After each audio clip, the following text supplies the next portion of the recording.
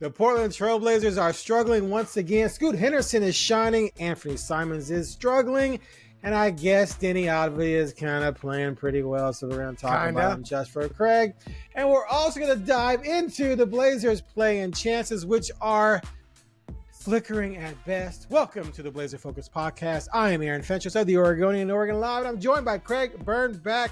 Craig, my man, your Knicks came to town. You didn't show up like the coward that you are. And Mikal Bridges sinks a three at the buzzer in overtime to give New York you need to stop. A 114-113 win that was devastating for the Blazers. One, they were playing so well against a really good team. Again, missing their best player, just like Cleveland was missing Donovan Mitchell. But still, and it went overtime, just like that game. But if the Blazers win that game, Craig, they're 4 games back in the play-in. And now they stayed at 5 because Dallas and also Phoenix lost, but San Antonio beat Dallas, which means San Antonio moved ahead of the Blazers, who are now 13th. Anyway, let's just dive right into the first topic because I know you're just dying to just talk a little mess about your Knicks and talk about how they ruined the Blazers and ruined my fantasies. Are the Blazers done? Is it time to focus on the lottery and forget this pipe dream of making the play-in? I told you they were done last time. So now they're done. Like, I never believed. But let's go back. Play the tape. Craig said it was over. And now it's double over. And let me just say this. For me, last night was perfect because I think it's better for the Blazers to lose. And obviously it's better for the Knicks to win, unless you really think that you'd rather play Cleveland in round 2, which I don't know why people would think that. But, you know, really great game. Upside on players that we'll get to for the Blazers. And the Knicks winning, you know, just the most exciting way you can win a basketball game. After the Knicks tried to give the game to the Blazers multiple times. Like, the Knicks won that game like 3 times. And then just, like, why would you give up an end one, like, at that point? And also, Josh Hart, you can't move on the baseline. Like, the game was over multiple times. And how many kick balls? That might have been balls were called. I'm just saying. And I will say, great game. Very exciting. More lead changes than any game in the NBA this year. Was it a season record? Season high? 42? Yep. 42. And the one bad part was the Blazers didn't play the correct lineup for the last shot and or guard it well. So that was disappointing. But yeah, I mean, obviously, give me your lineup take. It came up a little bit, and Chauncey said Clean can't be in. I mean, there's just no point in having him in there. He admitted it. He said he thought there'd be a rebound, but there's 3.7 seconds left. That's just not that doesn't make sense. And obviously, Kumani, you know, he had fouled out, so that changes things up. But you know, he got a clean look. You shouldn't let him get it. You know. It was too easy. The inbounds was too easy. Perfect there. I mean, great shot, but it was a catch and shoot, you know, base. You know what I mean? Like, he just ran across, did what, it was too easy. But he made a tough shot. And, you know, Chauncey's the one who said, like, I had him clinging in, but what do you need a 7'1" guy in there for the rebound for? You don't. If that happens, if you're worried about the ricochet and there being any time on the clock, sure, there could be a tip-in maybe with 3.7 left, but the odds of there being a second shot are very little. I mean, the ball went in, the buzzer went off, so we know there wasn't going to be the opportunity for any second shot was going to be nothing. So that's just weird for me. I mean, because that's the kind of stuff you're supposed to know, like what our lineup is, and there shouldn't be any second guessing. You do less than 5 on the clock on defense. How many times? Many. But I will say this. That was we're going to talk about Scoots. I'm just going to go there because But do you want to talk about how there's no? The dream's still alive? No, we'll talk about Scoot later. Let's talk about the team and all right. Talk about your dream still being alive. So you think they're done? Yeah, I thought they were done last time. I don't understand. Like you're like what? Like you're asking me like, so you think they're done again? Like so, Craig. Before they lost 5 in a row, you thought they were done. Now, last time we talked when they were in better shape, you thought they were done, and now they're in worse shape. Do you still think they're done? Yes, I think they're done. You got to win games. There's not enough time, man. There's not enough time. Lose? Are you saying that you can't lose 5 in a row in the middle of a play-in chase in mid-March? Is that what you're telling me? I mean, look, I'm with you. I've been with you. There was when they got to 2.5, I kind of thought, they got a shot to catch Sacramento, right? But then we saw Minnesota, Denver, LA coming up, right? And they lost those 4. Then they go on the road, they beat a bunch of bad teams, but you knew what was coming, dude, right? You knew Cleveland. I'm looking at this right now. Cleveland, got Philly, right? Cleveland, Boston, OKC, Detroit, Golden State, the Knicks. You looked at those 6 games out of 7 with the Philly in there, and it was very easy to say that, yeah, they'll be lucky to win 1, maybe 2, but they're probably going to lose all of them. And they did. And that kills you. Because now, had they played a softer schedule or pulled off a few of those wins, they'd be right in it. But they can't beat winning teams. They haven't beaten one since Sacramento on February 6th. And losing Ayton has killed them. And then Denny in and out of the lineup has not helped them. But I'm going to say this, though. You got Toronto and Washington. You're chasing Dallas. And then, the Suns, I guess, too. But Suns haven't even caught Dallas yet. Dallas is in free fall. Right? So the good thing is that you're still only 5 back even after losing 6 or 7. Because you got Dallas 15 sucks. left. I know, but here's all I'm saying. If you beat Toronto and Washington coming up, right? You should win those 2 at home. If you don't win both of those 2, I'll be with you and say, okay, now. And again, I'm not saying they're going to do it. I'm just saying it's not over. They win those 2. Dallas has at Houston, which is an L. Then they host Philly, which is a toss-up. Their next 2 games. So if they lose both of them, and then they got at Indiana, they got Detroit. So they got some tough. They got at Knicks coming up, at Orlando, at Chicago later. Atlanta, they got 2 Clippers, they got the Lakers. So they got some tough games too. But just in those right there, they could be down to 3. Right. But then the problem is, if you're Portland, you still, like we talked about, have to beat winning teams, because after Toronto and Washington, you have at home Memphis, Denver, Boston, Cleveland. Right. And then at Sacramento, at New York. At New York, at Atlanta. Then you got at Toronto, which you should win. Then you got at the Bulls, who are playing well. They got hopes. Right. It's not pretty. But I'm just saying that. And you got to go 10-5 minimum. And with every break in the world. Dallas goes what? That's minimum. 4-11, I think. So you have to make up 5 games with 15. That 4-11 is possible for Dallas. I'd be surprised if they don't go 4-11. They're not good. They're bad. Right, but do you think you're going to go 10-5? Portland, right? I don't. But I'm saying they're not out of it. They also lost some really. What if they pull off Cleveland and pull off last night? We'd be talking a different story. So I'm saying they might have a couple of those types of games in them coming up where they pull off games we don't expect them to pull off, and they beat the teams they're supposed to beat. Dallas keeps losing, and all of a sudden, boom, you're 2 back of Dallas and Phoenix, right? So Phoenix is up and down. And then if you're 2 back with 6-7 games to go, then we're having a different conversation, right? Yeah, but they didn't. So I know, but my point is, I'm not saying they're going to do it. I'm just saying they're not out of it. There's still hope. Okay, for those of you out there who just want to hold on to hope, see, Mike Richmond was talking. He looked at me crazy when I said they're still in it. I said, look, I'm not saying they're not going to. I'm not saying they're going to do it. I'm just saying I need them to still be in it to push me through to the finish line. That's of the season. fine. Like, I'll give it to you. Right? You are correct. They are not 4 eliminated, years, bro. It's not even about the season. It's been a long.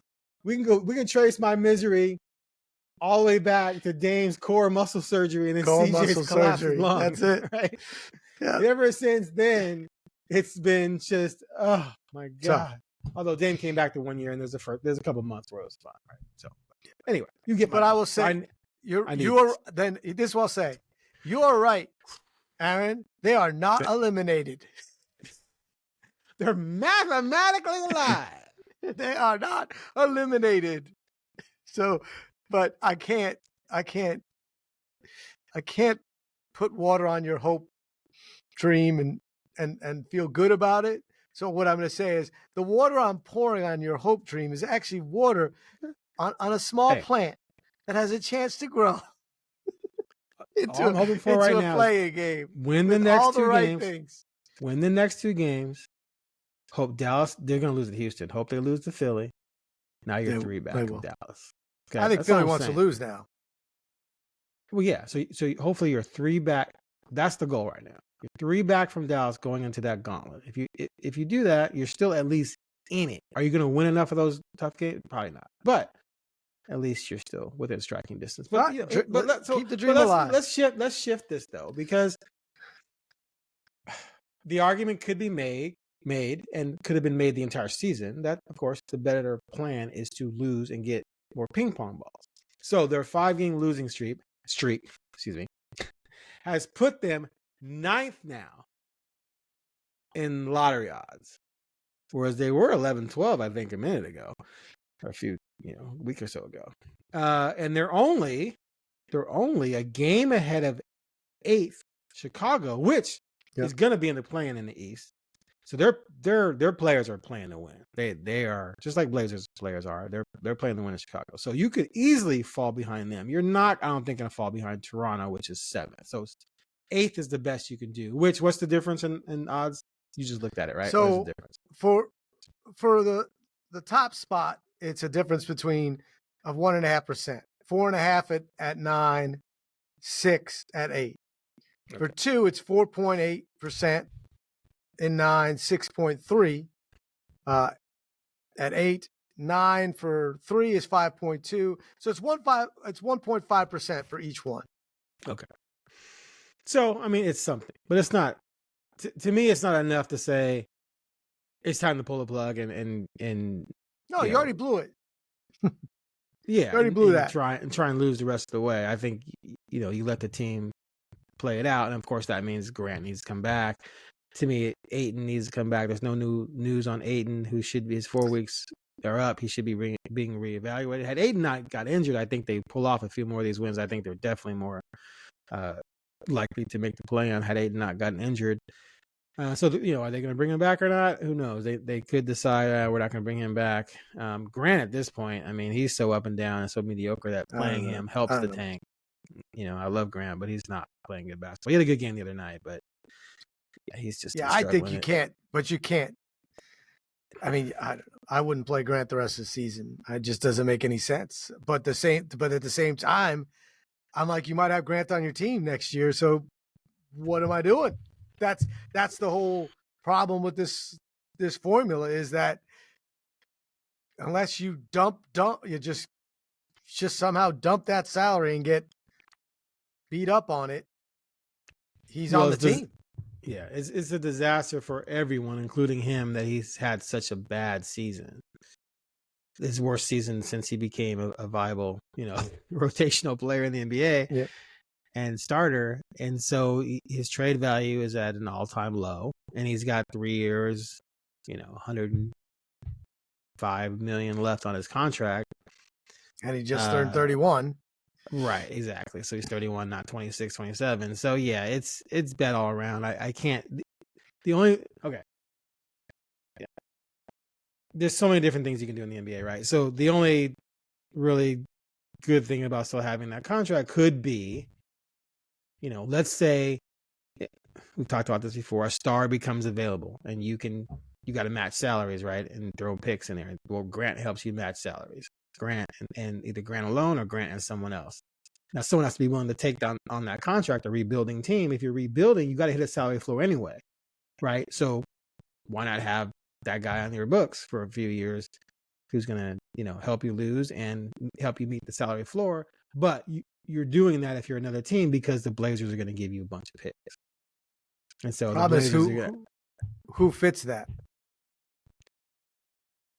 Dude, you never know. You never. That's the thing about the NBA. Look what happened at the trade deadline. Dude, look at that. Look what happened. It was crazy the amount of players flying around. Look at the Knicks have gone out and gotten OG, Bridges, and Towns. Like, right, but they gave up. The Towns trade was all-star for all-star. I know, but Minnesota Bridges was they didn't even have to send a contract back. They just sent a bunch of picks. Right. They sent picks. So my point is it depends on what a team wants. So what I'm saying is I just don't see a lot of teams getting 3 years of Grant. That's a long time to wait with that rock. So according to the NBA world, the most coveted future picks out there, right, that are owned by others, not just your own pick, but someone else owns them, are the Bucks picks. They allegedly have a ton of value. The definitely post Dame, but could be post Giannis first in 29, I think it is, and then the 2 swaps they had in 28 and 30, I believe. So those are valuable. So I'm just saying that if I'm a team, I'm like, okay, I have the star player. It's over. It's time to move on. Okay, you're going to give me Jeremy Grant. I have to meet a salary floor anyway. Jeremy Grant's not going to help me win a ton of games as the lead guy or the best guy, and I get the Bucks first and some swaps ahead in the future. I'm going to be interested in that. And I think a lot of teams would be if they're in that position. Because, again, you have to meet a salary floor. You have to pay somebody something, which is one of the reasons why that's a scenario. Grant. I'm just saying, when I look at it, I can't believe that the more likely scenario is that Jeremy Grant's on the roster next year. Yeah, I kind of feel like this might be one more year, and then maybe you can move him. But that makes it difficult to see what you do, because I don't want him playing. I want to see what I saw last night. I want to see Denny. I want to see Kamara. I want to see Sharp. I want to see Scoot. Look, I don't want to see Simons playing, really. It just doesn't make sense. Not for the Blazers. It just doesn't fit. They don't play well. There's no mix of these players right now where Simons and Scoot coexist on a good team. There's no world that I see where Tumani, Denny, Sharp exist with Grant. I just don't see it. Like, Grant's not going to be, you don't pay a guy that much money to play 12 minutes a game. And that's kind of what the scenario is if you move on and say, well, he doesn't start. I mean, so it's difficult. And I just don't see why you got Scoot, Simons, and Sharp. You can't. It's obvious who goes. Simons has to go. It's just that simple math. And you're not going to trade Simons, for necessarily nothing, but his contract's not horrible. You know what I mean? Like, he's a guy that could be a 6-man, a scoring guy, and his contract's not ridiculous, and he's the right age. His age isn't ridiculous. So he's movable, but you're not going to trade Scoot now when you're still waiting on the possibility of an upside. But I'm not worried now that Simon's going to go somewhere and be an all-NBA player. I don't have that worry anymore. And I don't think anyone does. 2-3 years ago, there was like, oh, he could be an all-star. There's a potential. He got the ability to score so many ways that he could be an all-star. I know, not anymore. Like, it's okay to move on and roll the dice with Scoot because you picked him 3rd overall and you can't play two point guards. And we know that. And when Scoot's in the game with Simons, it doesn't work. I mean, Scoot's shown to be a pretty good spot-up shooter, so it hasn't been horrific at times, but that doesn't make him a difference maker. So that's the frustrating part when you watch a game like that last night, when Simons sat for a long time. He still played 31 minutes, but he sat for a long time when the comeback happened and when Scoot was killing it. And then you bring him in and you're like, well, he's going to shoot, right? He's going to shoot. He did. He missed by like 30 feet. But why, but why wouldn't he? That's what he's supposed to be, the leader, the guy. Same thing happens if Grant's in the game. At one point in time, Lamar Hurd said on the broadcast, like, this is interesting because they don't really have a veteran guy out there right now in this clutch. And I'm like, yeah, well, good. Because those veteran guys are not the future of this team if they're going to be good. So that's the frustrating part, is that's what I want to see. And it's not always going to be pretty, and not everything works. Like, Sharp was non-existent in the fourth quarter when Scoot was stepping up, but that's okay because Scoot went crazy. So Sharp had a lot of offensive rebounds, though. I'll give him credit for that. He kept a lot of possessions alive. It was crazy. True. Okay. Let me go back to Ant. Okay, so Ant definitely started off poorly and has been up and down, but going into last night, over the previous 12 games, he was averaging 24 a night, dude. He was on fire. 30 every night. Okay, so let's not act like Ant's not still showing signs of Ant. The problem for me is that Ant's just being asked to be something I don't think he is. I think he needs to be a score first mentality, distribute second. Yes. He's trying to distribute first, and he's not really distributing. And then that hurts his offense. But when he's aggressive offensively, that's when he shines. So there's a weird balance there where Scoot comes in and Scoot's looking to distribute first, et cetera, et cetera. I don't believe they can start together, but I still think a world exists where the right combination in your backcourt of three people playing, that could include Sharp, is workable, but it means Ant or Scoot has to come off the bench, which Ant's not going to want to do. And at some point, Scoot's not going to want to do. And if Scoot keeps playing the way he's playing, then at some point, you can make the argument that it's not fair to him. But that being said, Scoot is extremely up and down. It's not like Scoot, Scoot had here's something crazy.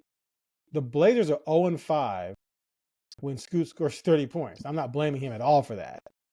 But, he's extremely streaky, extremely up and down. He's not, I don't believe, a winning starting point guard yet, but he's definitely gotten a ton better, and that's great to see. But, Ant has 1 year left on his deal. I agree with you that they have to move him, because the problem is if you keep him, you're paying him 30 plus. Well, you're giving him, huh? And you'd get nothing in return for him because he just walk away after his contract's up. Oh, you don't trade him. Right. So do you want to give him 5 years, $175 million? No. I mean, like, to me, it doesn't, none of this is disrespect to Simons. It just, this is what you did. This is what you did. You had 2 lottery picks while you had already many guards, and you picked guards, including your best players that were guards. So you had Dame and you had Simons, and you picked Sharp, and at one point you had CJ, but you picked Sharp and then you picked Scoot. You did this. So you can't play 3 guards in a starting lineup. Like, you just can't, especially when they don't mesh. Look, I don't even know if Scoot and Sharp mesh yet. But that's what you invested in, and that's what you got to go with. And you can't let Simons, walk and get no value, because he's not going to take you. You did all this to, quote unquote, go all in and win a title rather than continue to just make the playoffs every year for a decade, because that wasn't good enough, right? That was the decision you made. I'm not making this up. Like, it's not me. I'm like, now fans, it's like how quickly people forget. They're like, I just want to be competitive. Well, they threw that out. They were plenty competitive. And as you mentioned last time, if you didn't trade Dame and you just got these parts, you might be competing for, top 3 seed in the West, like, who knows? But you said, nope, we don't have it with Dame. We're going to start over with this, get young stars so that we can get to a place where we can win a championship and not just be playing for a top 5 seed every year and hope. Well, that means Simon's got to go because you drafted the point guard that either he takes you there or you have to draft another one. Because Simons is not he's not an all NBA player worry anymore. You're not trading away Dame. So clear the runway and go. Because if this, I believe now more than I'm where you were last year. This team, if Grant's healthy, Simons is healthy, Ayton is healthy, and you play them decent starter minutes, and you mix in Sharp, Kamani, Klingon even, and Denny, you're going to be close to mediocre. You know what I mean? You're going to make the play-in for sure, and you might get 8 or 9. But you're not going to be close to being a contender. So if Scoot can take a huge jump and Sharp can take a huge jump, and I don't know if they're gonna, but that's it. Those are your cards. You're playing poker, and you got the 10, the jack, the king, and the ace, and you got to go play and hope to get the queen. You need one of these guys to be that guaranteed winning card, which is Scoot or Sharp become an all-star caliber player, right? I mean, that's it. Or get lucky with whoever you draft this year. All right. Let's shift to your boy. Go ahead. I'll give you the floor. Come on. I'll give you the floor. On. He is the catalyst on this team. To be, in general, when they are rolling or playing well, it's because he's the best player on the floor for them. And I know you're going to go through what he averages and all that, blah, blah, blah. I'm looking right now. But when they're playing great, he's throwing 30 at you. He's getting 12 rebounds. He's getting 8 assists. He's playing good D. He's getting, he's doing the old wrestling thing in front of your face. What is that? You can't see me. John Cena, you can't see me. John Cena. Not Cena, right? Cena, we both know nothing about wrestling. That's what we just proved. Cena. I'm just saying, that is, it's happy time when he's rolling. I mean, he hit that huge 3, should have been a 4-point play. He had the game winner for 3 points, for a whole time out there. He had the game winning N1, which is, just brilliant. You want to talk about his turnovers or not? Well, I mean, sure. You want to talk about turnovers? I'm not saying he's an all NBA player. He has 13 in the last 2 games. Yeah. 13. That's too many. They had how many turnovers did they end up having last night? It was ridiculous. 25 last night. I'm just saying, everyone contributed there. So that was awful. I mean, they at one point no one wanted to win, and they just kept turning it over and over and over. But look, Tumani is the talk of the town and the talk of the NBA when it comes to the Blazers, just because of his defensive prowess, and it's impressive and it's great, and I'm not downplaying that. But I'm like, if you walk out, the best thing after Tumani, in my opinion, is Denny is a legit starter. A legit starter with still more upside, in my opinion. You can see his confidence, and his teammates love him and believe in him. And if you want to poo-poo on that, well, you go ahead, because it will not hurt my feelings that you're wrong. Okay, you done? Are you done? What? Yeah, I'm done. I'm done. But I'm just saying. And let's just tell the people, Aaron, every time I send him something, he writes back something negative about Denny. No, it's not negative. It's just to put you in check. That's all right. But let's talk about Scoot's fourth quarter. Wait, no. I think that's Denny. Oh, no, I got some Denny. Okay, go. You're going to say something nice? Okay, go ahead. No, listen, Denny's money. There's no denying that. He just needs to become more consistent, and he needs to cut back on the turnovers. Clearly, we all do. Right? Yeah. I mean, I think he's going. If he's one of your starting fours, you're in good shape. I don't buy he's going to become an all-star or anything like that.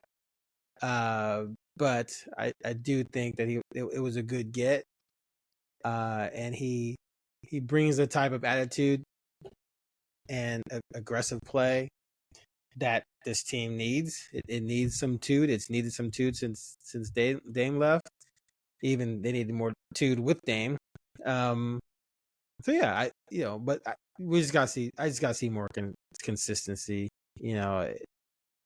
30. He scored 30, then he scored 9, then he scored 12, but he did get hurt in that game. Then it comes back 34, 27, but you go back 5, 18, 15. The turnovers are crazy.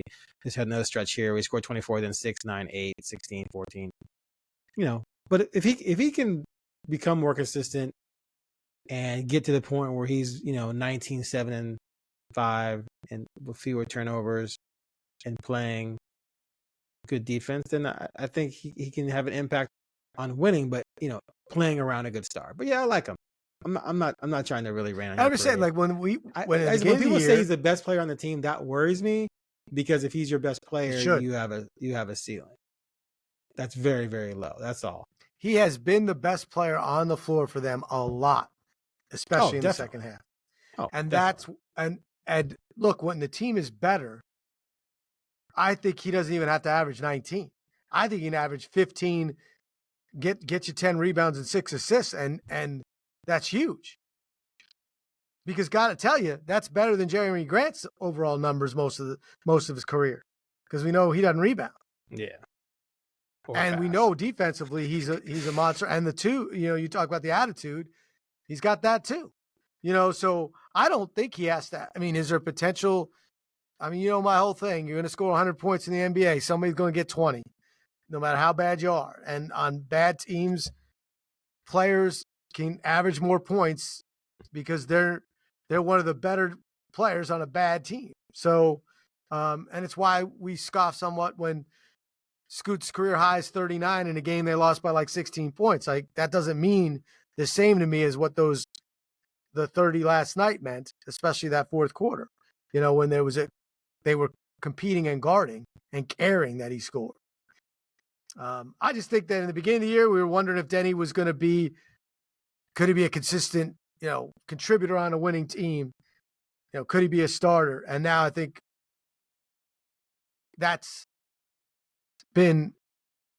he's answered that. The answer is yes. And with that contract, his value is huge. And there's no doubt that both you and I right now agree we'd rather see Denny play than Grant play. And there's no way you would have agreed to that in the beginning of the season because of the evidence. No. Right? So that to me says something. I always wanted Denny to play, but that's, because I'm a fanboy there, so but you know what I mean? So that's something. That is something. Like, you came in and said, oh, no, Grant's could be better. There's no doubt. Like, look at the track records. He scored those points on a bad team. He's not a consistent shooter. We don't know. And obviously, why is Washington giving up on a lottery pick, for 2 first-round picks if they thought he was so great? That's the evidence. And now you're like, oh, I would not want to see Grant play compared to Denny. That's more because Grant has fallen off. True. I'm just saying, though, but that is something. Denny's shooting numbers are below last year's, so his shooting has fallen off. Yeah, he shot like ridiculous compared to the year before. He shot like almost 40%. Right. His assists are down, his rebounds are down, but he's only playing 1 fewer minute. So his numbers really are actually the same or down in most cases. But they won some games. Like in last year, his team didn't. Last year, his team was terrible. You were just talking about the comparison. The big thing for me is that Grant's just been bad. Well, and the eye test. I don't think Denny's better this year than Grant has been when Grant is on. That's all I'm saying.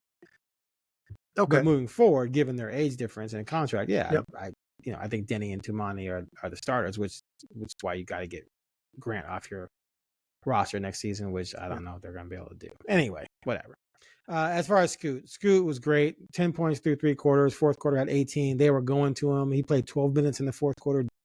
Ant didn't even play 6 because he was struggling, which was clear that Chauncey wanted to go with Scoot running the team. He got to the basket. He made shots. He had a key step back 3. He hit free throws. Wow, he was great in that fourth. Overtime, he only had 2 points in overtime. The team shot 3 of 14. They didn't play very well in that overtime. Still had a chance to win it. But I asked him after the game. I don't know if you heard the exchange or not, but first thing I asked him was about his confidence in those moments. Like this was the most opportunities you've had in a tight game where you had the ball in your hands to make plays. And he said he felt super confident, no nerves, no, questioning his abilities or anything, which, I didn't think he was going to say, oh yeah, man, I was scared. But I just wanted to hear him say, how confident he was. And then I said, given your youth. Oh my God, what was the question?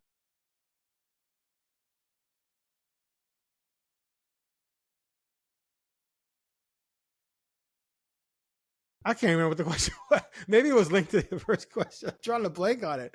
But anyway, he said, I don't know about youth. I'm 21. I'm a grown man. And then he laughed. He goes, I'm just messing with you. I'm like, you just turned 21.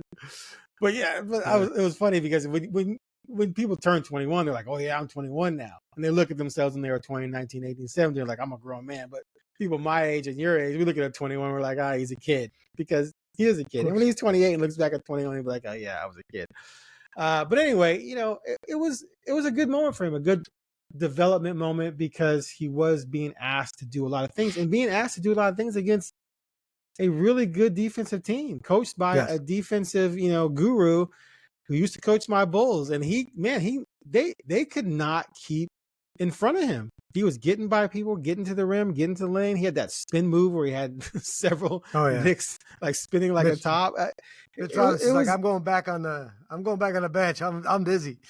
Yeah, it was pretty interesting to see him in that position. Now we've seen him in that position before, but most of his career has been played when games didn't matter, like all last year. He had 30 points 3 times last year, but they were January, February, and April. Well, they were meaningless 30-point games, and they were all losses.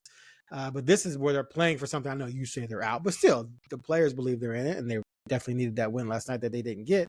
So to see him perform like that in the fourth quarter of a tight game with something to play for and against a legitimate Eastern Conference power, I thought was rather impressive. I thought it was the best quarter of basketball he's played in the pros. Given everything? Yeah. I mean, I think the first, second, and third quarter and overtime, they were different. Scoot. I think he was kind of not good in the fourth. I mean, in the overtime, but the fourth quarter, I just thought he was brilliant and the confidence was there. He went strong to the hole. 6 of 7 from the field too. And he hasn't taken a lot of clutch free throws. He's a really good free throw shooter, but really good free throw shooters miss free throws. LeBron's the guy who's a really good free throw shooter, but he's missed some, like in the clutch. It's not the same. He hasn't done that with a crowd that was kind of jumping, and there are a lot of Knicks fans there. So it wasn't like a perfect just home atmosphere, and he nailed them. And they weren't he just hit net on every single one of them. And that shows something to me. But what I really loved on that one drive where he kind of cuffed it, he like cuffed the ball a little bit and then came up. Really enjoyed that. He had a dunk in that game, which wasn't in the fourth quarter. I think that was in the first half where he, came through 2-hand dunk. And that was really aggressive. We have not seen a lot of Scoot dunks. And when we have seen them, they've been more CJ dunks than like young Dame dunks, where, that's a dunk, but that wasn't like, oof. And this was like an aggressive dunk. When he got the N1, he had the tongue out and was showing that emotion. That's what you want to see. But yeah, I'm not one to go if you do what you do, which is go and look at the numbers, his statistics aren't jumping off the page, even with this good run, other than shooting, he's shooting at 38% around from three, which obviously is a huge improvement. That's amazing. But no, I know. But I mean, that on the season, great. He's 37 now on the season, which is 37 because he's dropped off a little, which would be fine. It's just that we don't know. He did bank one in. He did bank one.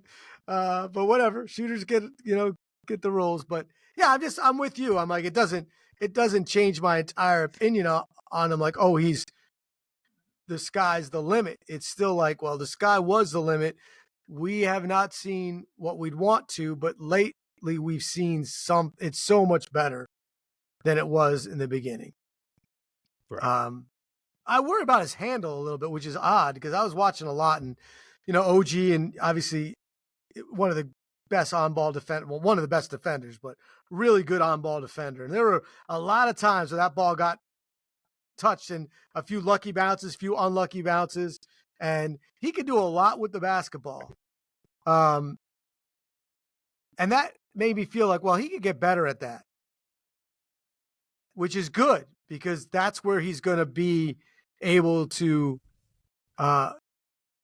do things that he already does well and do it really well. Right. Like if you watch Kyrie and his handle, I mean, not now with the leg, but it's crazy. It's like the ball never feels out of control. And with Scoot, like last night, he almost lost the ball a few times. And even on some things that worked, you're like, oh, that slipped. And he's lucky it came back. And so I'm excited to see what a confident Scoot can look like. And maybe we haven't seen like the consistent confidence in all elements. And so I hope that the fourth quarter resonates more than the overtime because he had to be tired. Oh, yeah. I know he's young and all that, but I mean, 37 minutes in a back and forth game against really good defenders. I mean, you got Hart, you got OG, you got Bridges. The thing that's interesting about that, if Brunson was playing, he would have had the worst defender on him. It would have been Brunson. They might have switched off because they could do that. But you know what I mean? Like Brunson not being in the game hurt the Knicks on offense and the continuity of it.